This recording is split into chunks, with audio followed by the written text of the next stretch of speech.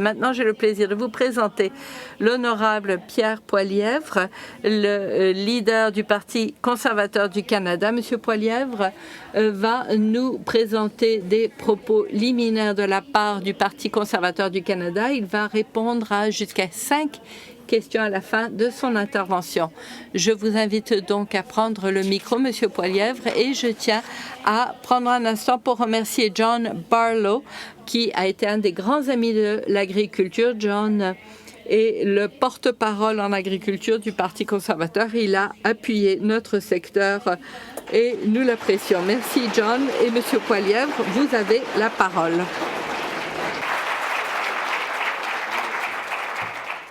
Merci beaucoup. Thank you very much. On my way in. Merci beaucoup d'être venu. Et puis, on m'a dit que le Premier ministre et moi, nous avons quelque part embrouillé les participants parce qu'ils portaient une cravate bleue et moi une cravate rouge. Alors, on va faire en sorte que moi, je vais faire ma déclaration. Et si vous êtes libéraux, vous applaudissez. Alors, je voudrais saluer ici mon porte-parole en matière d'agriculture, John Barlow, et il se bat pour tout le monde de par le pays, de l'île du Prince-Édouard, où il est le champion des fermiers de la pomme de terre.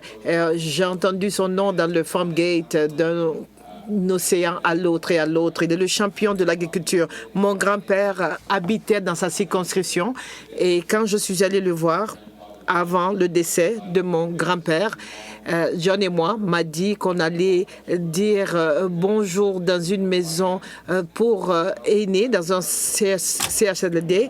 Et puis, j'ai rencontré une dame qui m'a dit, est-ce que tu sais qui je suis? Ben, je dis non, mais si tu te présentes. Enfin, je vais vous parler de la pomme de terre Santec, qui est un petit miracle de Manotick. Si vous conduisez, vous allez à 30 km au sud-ouest de Manotick, vous allez voir Sam Ward qui est sur la rue River Road et vous verrez que là-bas, ils ont des petites pommes de terre délicieuses qu'ils élèvent. Ils ont arrêté de payer la taxe sur la carbone et ils émettaient trop de CO2, même si les plantes mitigaient cela, mais le parti au pouvoir n'était pas là lors de ce cours de sciences.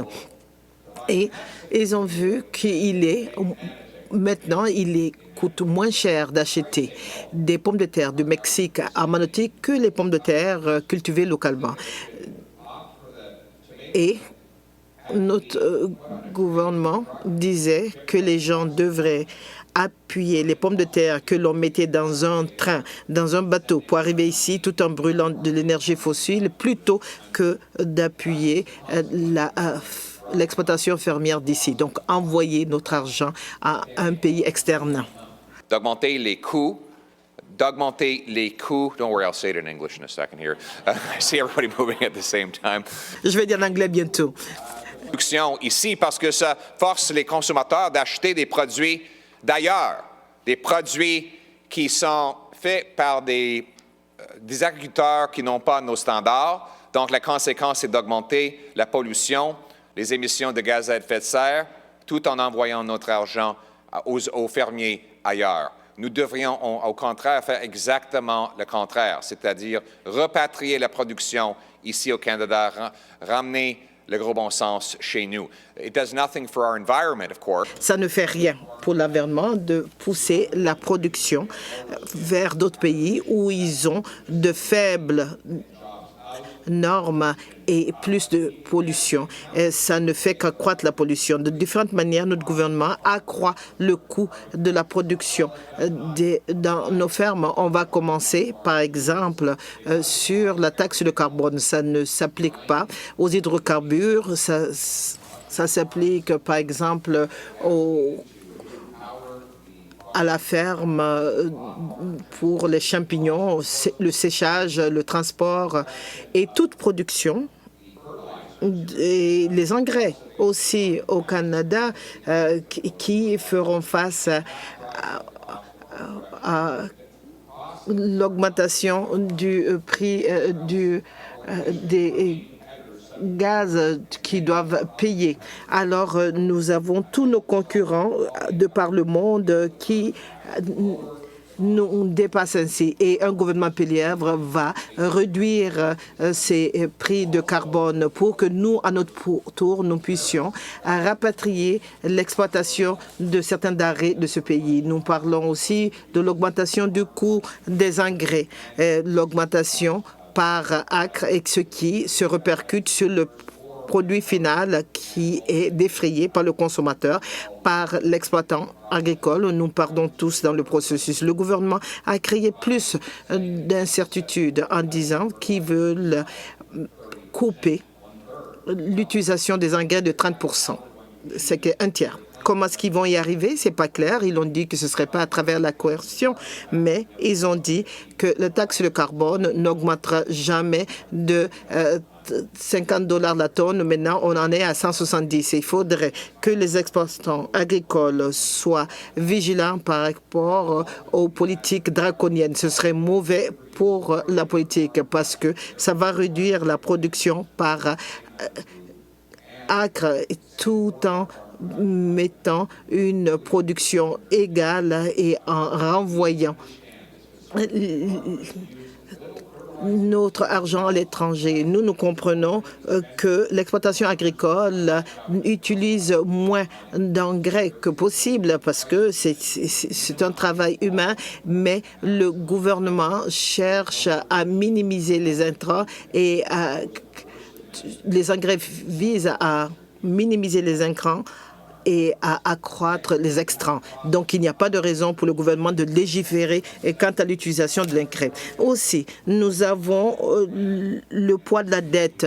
Les exploitants agricoles doivent assumer une forte dette pour acheter la machine et pour pouvoir accroître leur production. Ils prennent ainsi des hypothèques élevées à haut coût qui pensaient qu'ils pouvaient financer à long terme à un taux d'intérêt bas.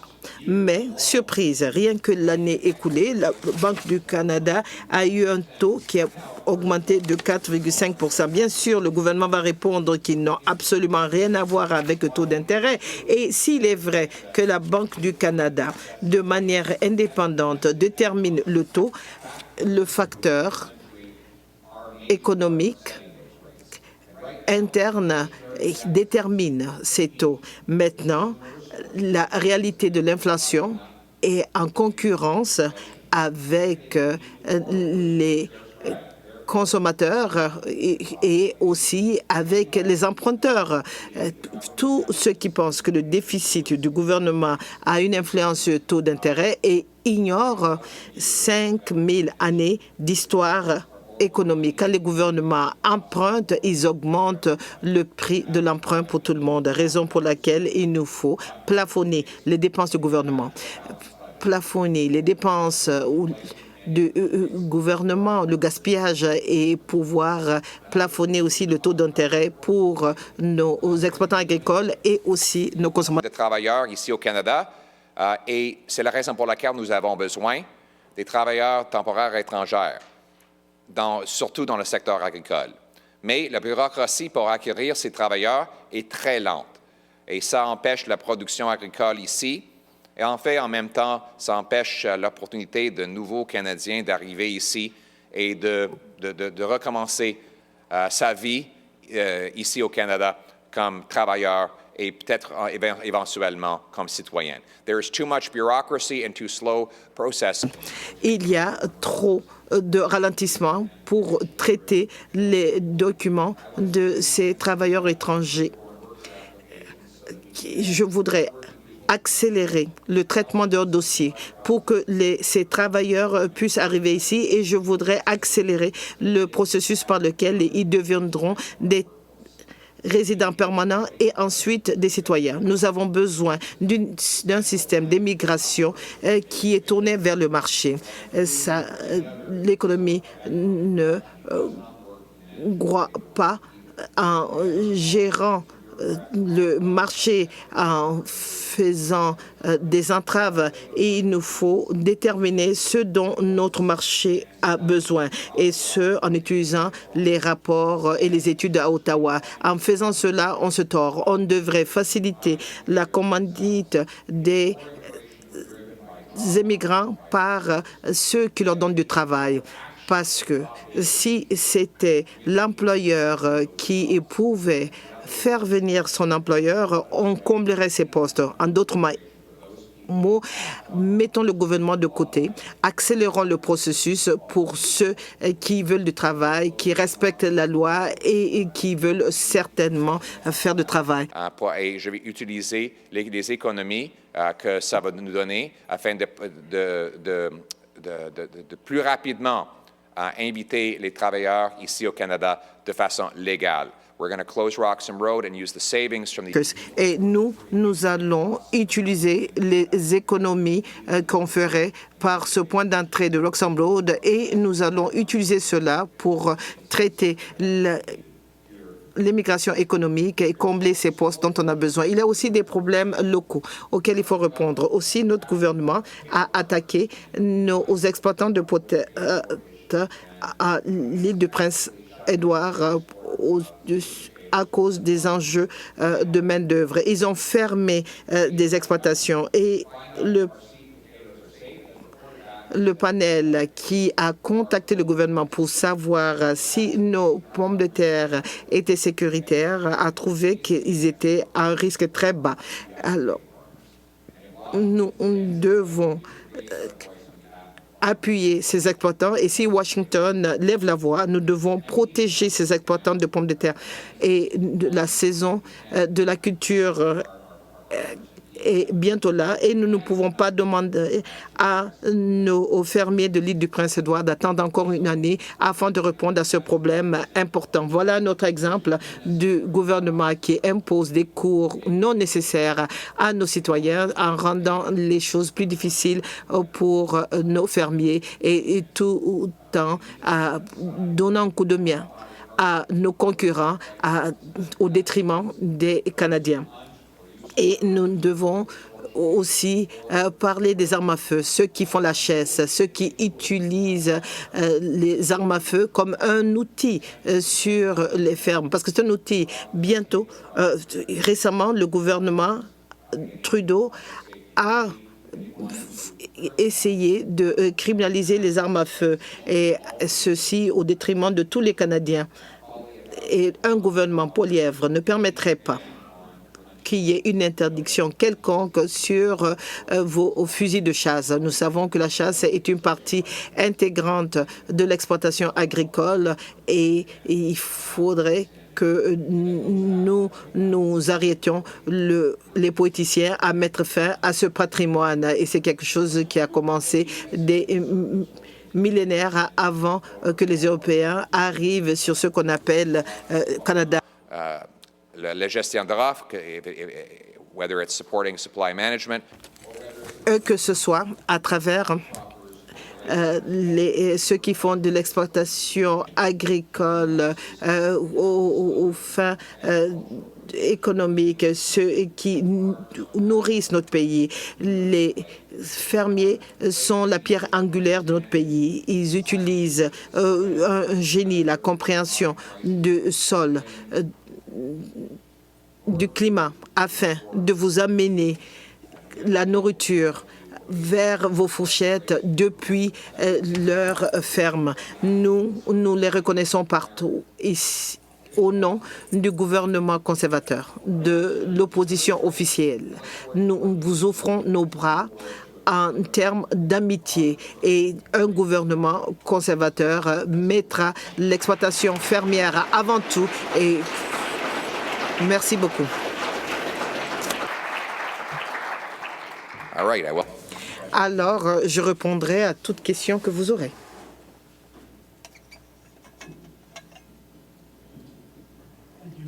Merci, Monsieur Poilievre. Je m'appelle Nick Noen, des producteurs de poulet du Canada. Je suis un fermier au Saskatchewan. Les exploitants de fermes laitières au Canada et de volailles au Canada sont prêts à aider les Canadiens à apporter la nourriture et à gérer l'enjeu de l'offre, la gestion de l'offre. Et chaque fois qu'il y a négociation de relations commerciales, nous parlons de la gestion de l'offre. Est-ce que ici vous pouvez rassurer les fermiers que vous appellerez le projet de loi C-282?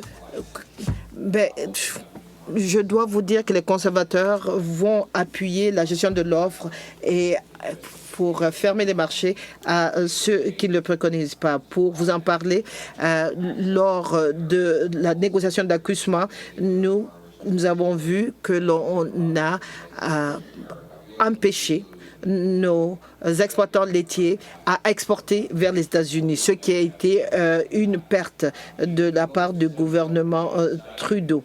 Nous partageons les objectifs de l'appui à la gestion de l'offre dans les traités internationaux, mais chaque fois que nous offrons les marchés au secteur agricole, nous veillons à ce qu'il y ait une protection dans tous les secteurs et nous protégerons la gestion de l'offre dans les autres négociations commerciales à venir. Je m'appelle Brent Person, je suis le président de Fermiers pour les solutions climatiques et ma ferme est à côté de Climo, en Ontario. La FCA joue un rôle important dans la négociation autour de nos stratégies agricoles et je vois les fermiers qui sont enthousiasmés face à la position que nous pourrons être une force pour le changement à travers les techniques qui sont élaborées dans les fermes sans grands appuis et qui peut réduire les émissions, séquestrer le carbone dans le sol. Nous voulons que ces pratiques soient disséminées dans le pays. Une des choses que nous réalisons, c'est que nos fermiers ne peuvent pas agir seuls et qu'ils portent le fardeau de solutions agricoles. Ma question, qu'est-ce qu'un gouvernement conservateur pourrait faire pour appuyer un fermier tel que moi-même et les autres qui sont ici, qui veulent en même temps être des champions pour l'atténuation du changement climatique?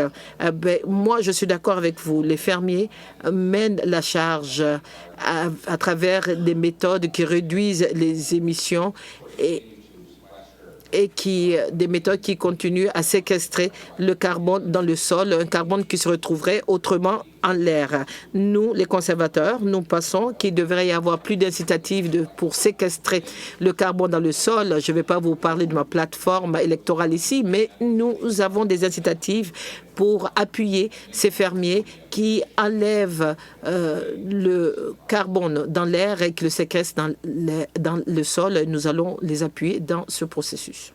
Merci.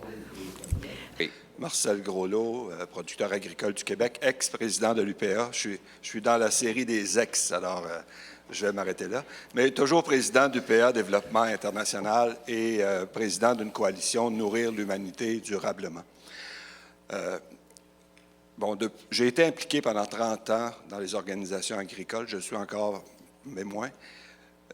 Ce que je constate depuis toutes ces années-là, c'est que le système alimentaire n'arrive plus à nourrir de façon durable ou de façon abordable les consommateurs, que les producteurs ont des marges bénéficiaires de plus en plus petites sur leurs opérations. Avec l'augmentation des taux d'intérêt, plusieurs vont être en difficulté. Que la relève agricole n'arrive pas à s'installer à cause de l'augmentation de la valeur des actifs et que les gouvernements continuent de soutenir et d'investir autant en agriculture, que ce soit en Europe, aux États-Unis ou au Canada, et même davantage avec ce qu'on ajoute pour soutenir le virage environnemental. Alors, le système est comme je ne sais pas s'il est à sa limite, mais lorsqu'on regarde les dépenses des consommateurs en alimentation, uniquement au Québec, c'est 34 milliards. Au Canada, on parle de centaines de 100 milliards et plus. Et les consommateurs n'arrivent plus. Il y a 30 des consommateurs au monde là, qui ne mangent pas à leur faim parce qu'ils vont dans les banques alimentaires où ils sont en situation de famine. Et les producteurs agricoles n'arrivent plus à développer leurs entreprises ou à soutenir le développement de leur entreprise. Donc, comment allez-vous aborder, si vous devenez Premier ministre, comment le Canada va aborder de façon sérieuse cette situation-là qui, à long terme, ne pourra pas tenir? Merci beaucoup de votre question. Je trouve ça Canada, un pays avec le 5e plus grand montant de terrains agricoles par capita au monde, qu'on ne peut pas réussir à nourrir notre monde. C'est incroyable qu'un sur 5 Canadiens manque des repas parce qu'ils ne peuvent pas payer le coût d'épicerie ici au Canada. Ça, c'est la réalité, si vous me permettez d'être franc, après 8 ans de Justin Trudeau. Les coûts que les gouvernements ajoutent sur les épaules de nos agriculteurs, que ce soit les taxes carbone, les tarifications sur les engrais, la paperasserie, par exemple, le nouveau taxe sur les maisons qui sont vides, qui s'applique de façon irrationnelle sur les épaules des agriculteurs. Chaque jour, il y a un autre coût que les gouvernements ajoutent sur les épaules de nos agriculteurs et les consommateurs et les agriculteurs partagent le prix. Et moi, je veux éliminer ou réduire au moins ces coûts de paperasserie et de taxes, de permettre davantage de production ici pour qu'on puisse ramener cette production ici au Canada. Dépendre sur le reste du monde n'est pas une solution soutenable, comme on a appris pendant la période de COVID. Donc, il faut réduire le coût du gouvernement sur les épaules de nos agriculteurs pour qu'on puisse produire davantage de façon plus abordable. I think we're okay.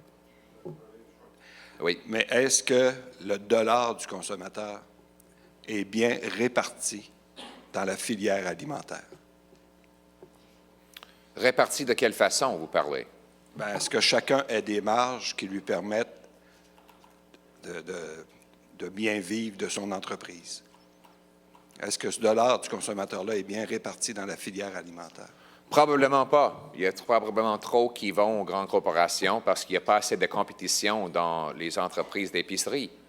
Et il nous faut davantage de compétition. C'est seulement ça qui va augmenter les prix que recevront les agriculteurs et réduire les prix que paient les consommateurs. C'est un problème à travers notre économie en passant en télécommunications, le secteur aéronautique, même chose. Il n'y a pas assez de compétition et seulement la compétition qui va augmenter les choix pour les agriculteurs et les consommateurs.